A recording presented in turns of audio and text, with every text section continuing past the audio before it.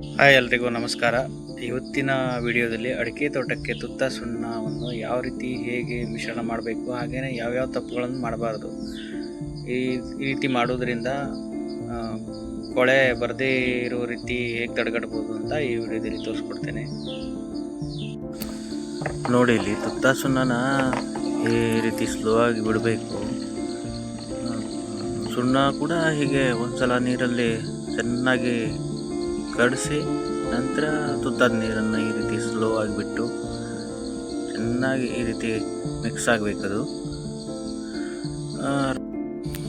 ರೈತರು ಸಾಮಾನ್ಯವಾಗಿ ಮಾಡುವ ಕೆಲವು ತಪ್ಪು ಅಂದರೆ ತುತ್ತ ಅಥವಾ ಸುಣ್ಣ ಇರಲಿ ಅಂದಾಜಿಗೆ ಹೆಚ್ಚು ಹಾಕಿಬಿಡ್ತಾರೆ.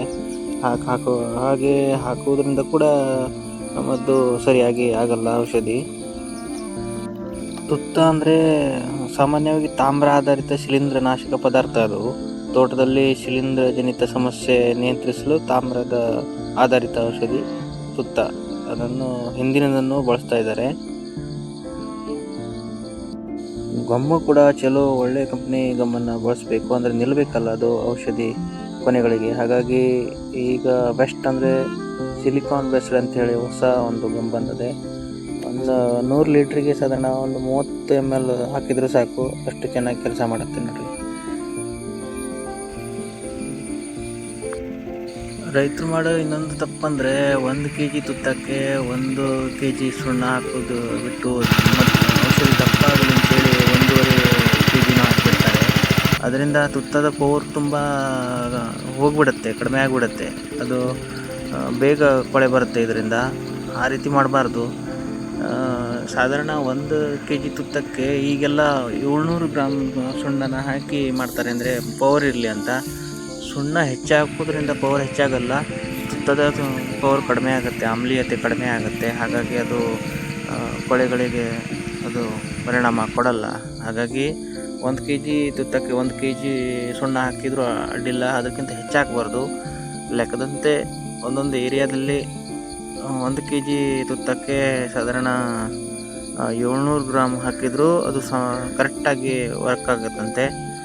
ನಮ್ಮಲ್ಲಿ ಕೂಡ ಹಾಗೆ ಮಾಡ್ತಾಯಿದ್ವಿ. ಈಗ 1 kg ತುತ್ತಕ್ಕೆ 700 ಗ್ರಾಮ್ ಅಷ್ಟೇ ಸುಣ್ಣನ ಹಾಕಿ ಒಳ್ಳೆ ರೀತಿ ಗಮ್ ಹಾಕಿ ಸ್ಪ್ರೇ ಮಾಡೋದು.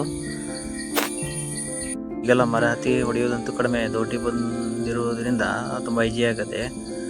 ಮತ್ತು ಮಳೆ ಬಂದಾಗ ಸ್ವಲ್ಪ ನಿಂತು ಮಳೆ ಹೋಗೋದೆ ಅಂತ ಹೇಳಿ ಮತ್ತು ಪಟಕ್ಕನೆ ಚಾಲೂ ಮಾಡಬಾರ್ದು. ಒಂದು 10 ನಿಮಿಷ ಬಿಡಬೇಕು. ಯಾಕಂದರೆ ಕೊನೆಗೆ ಇಳಿದಂಥ ನೀರು ಒಣಗಬೇಕಲ್ಲ, ಹಾಗಾಗಿ ಅದು ಸರಿಯಾಗಿ ಹಿಡ್ಕೊಳ್ಳಲ್ಲ ಗಮ್ ಹಾಕಿದರೂ ಕೂಡ. ತುಂಬ ಗಾಳಿ ಇದ್ದಾಗೂ ಕೂಡ ಸ್ಪ್ರೇ ಮಾಡಬಾರ್ದು, ಅದು ಹೊರಗಡೆನೇ ಹಾರೋಗುತ್ತೆ ಮದ್ದು. ಹಾಗಾಗಿ ಮತ್ತು ಔಷಧಿನ ಹೀಗೆ ಕೊನೆಗಳಿಗೆ ಚೆನ್ನಾಗಿ ಒದ್ದೆ ಆಗೋ ಥರ ಹೀಗೆ ಸ್ಪ್ರೇ ಮಾಡಬೇಕು ಕರೆಕ್ಟಾಗಿ ಈ ರೀತಿಯಾಗಿ. ಇವತ್ತಿನ ವಿಡಿಯೋದಲ್ಲಿ ಮಾಹಿತಿ ಇಷ್ಟ ಆದರೆ ಒಂದು ಲೈಕ್ ಮಾಡಿ, ಹಾಗೆ ಸಬ್ಸ್ಕ್ರೈಬ್ ಕೂಡ ಮಾಡಿ. ಸಿಗುವ ಮುಂದಿನ ವಿಡಿಯೋದಲ್ಲಿ.